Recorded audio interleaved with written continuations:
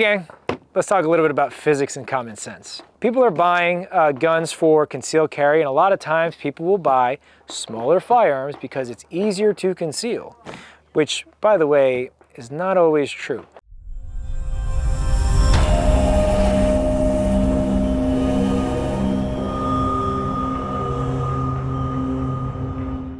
First of all, where are you carrying on your body that firearm? It might actually force you to carry a smaller firearm because you're carrying in a spot where you can't conceal a larger firearm, i.e. over here on the 8 or 4 o'clock position, depending on lefty-righty. Whereas if you're carrying appendix, nothing is a little bit more comical than having a firearm on the appendix, but having the smallest firearm possible on the appendix, where you have the largest surface area to conceal a larger firearm.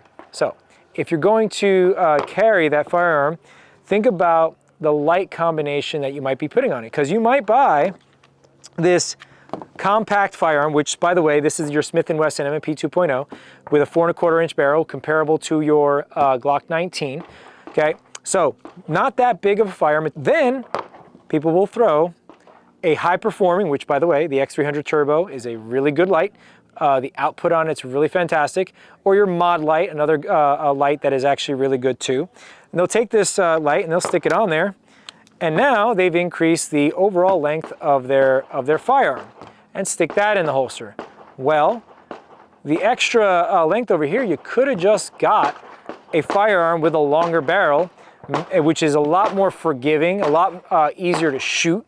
And things like that. You're losing a lot of opportunity by taking a smaller firearm and throwing on a larger light. Now, I'm not telling you to put a smaller light on it and sacrifice performance. I'm not saying that either, okay?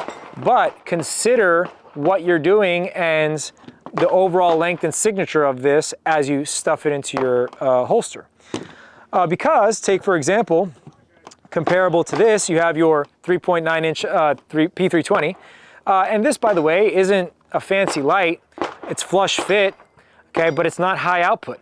So now you have a gun that, you know, good gun and all, but you have a not high output type of light. And that may or may not suit you, but you have to understand what you're getting and what you're giving. There are very few compact light manufacturers currently on the marketplace that are putting high output.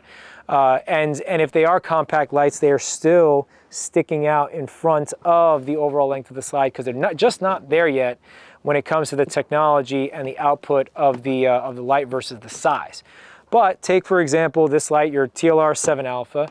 It's not the highest output light, but depending on your usage and things like that, it might be suitable for you, it might not be. So what you're giving up in the sense of like flush fit, you're getting flush fit, but you're giving up potentially performance.